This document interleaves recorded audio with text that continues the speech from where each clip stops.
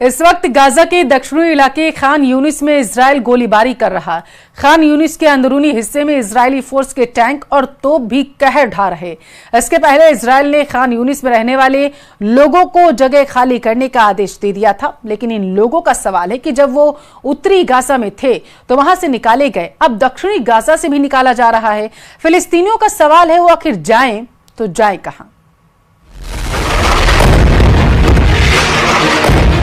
उत्तरी गाजा खाली करो, गाजा खाली करो, मध्य गाजा खाली करो, खान यूनिस खाली करो, रफा खाली करो।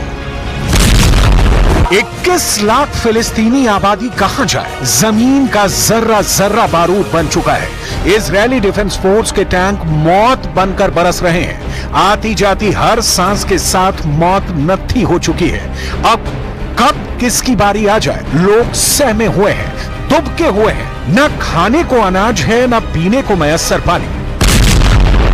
हम मरना चाहते हैं, लेकिन हम जीना जारी रखते हैं। हम थक चुके हैं, आगे नहीं बढ़ पा रहे हैं। इन 10 महीनों में हमारी उम्र दोगुनी हो गई है।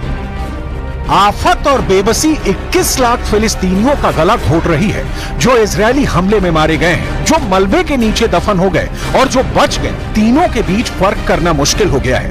लोग बीमारियों से पीड़ित हो रहे हैं, शरीर पर चकत्ते उगाते हैं। गाजा के करीब करीब सभी अस्पताल इजरायली टैंकों के तले तबाह हो चुके हैं। अब फिर से इजरायली डिफेंस फोर्स का फरमान हुआ है, खान यूनिस खाली करो। आपको याद होगा, उत्तरी गाजा से लोगों को कहा गया कि दक्षिणी गाजा में शिफ्ट करो। खान यूनिस दक्षिण में ही है। अब यहां से कहा जा रहा है जगह खाली करो। जाएं तो कहां जाएं? इस वक्त खान यूनिस आग की भट्टी बन चुका है। इजरायली टैंक और तोप हमले पर हमले कर रहे हैं। गोलियों की बिसात बिछी हुई है। रिपोर्ट जिसकी पुष्टि कर पाना मुश्किल है, उनमें कहा जा रहा है कि खान यूनिस में अब तक 100 से ज्यादा लोग मारे जा चुके हैं। यही नहीं, कितने इमारतों के मलबे में दब गए, इसकी मुकम्मल जानकारी नहीं।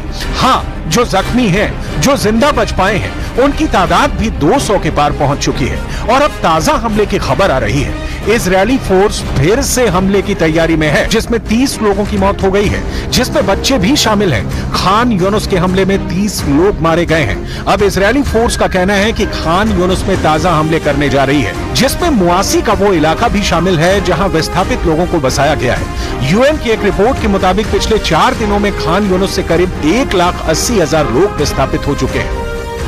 दर बदर फिलिस्तीनियों के लिए कोई भी जगह महफूज नहीं, क्योंकि यहाँ हमास के आतंकी छुपे हुए हैं। आतंकवादी ह्यूमन शील्ड का इस्तेमाल कर रहे हैं। ये कोरी दलील है या इसमें सच्चाई है, इसकी पुष्टि कर पाना मुश्किल है।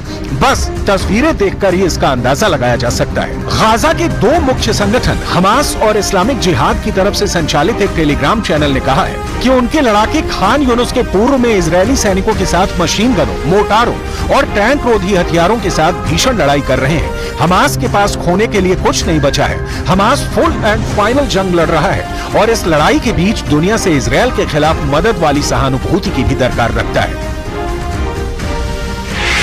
हमास के कंट्रोल वाले फिलिस्तीनी स्वास्थ्य मंत्रालय के अधिकारियों के मुताबिक हमास इजरायल युद्ध में कम से कम 39,175 लोग मारे गए हैं और 90,403 लोग घायल हुए हैं। 7 अक्टूबर को हमास के नेतृत्व वाले हमलों में इजरायल में मरने वालों की संख्या 1,139 होने का अनुमान है, जबकि करीब 141 लोग अभी भी गाजा में बंदी हैं।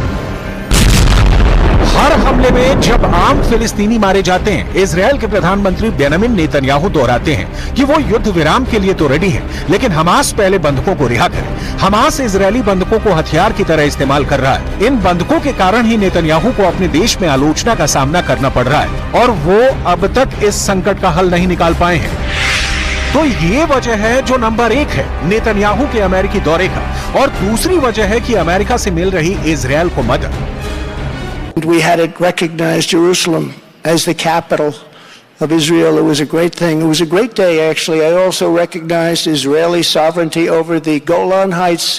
I never even said I was going to do it. I mean, the fact is, I've done more for Israel by far than any other president. Not even close. बिना अमेरिकी मदद के इजरायल का फिलिस्तीन से युद्ध करना तो आसान है, लेकिन यमन के हूथी, लेबनान के हिजबुल्ला और उससे भी आगे ईरान से टकरा पाना मुश्किल है। लिहाजा नेतन्याहू अभी से ये सुरक्षित करना चाहते हैं।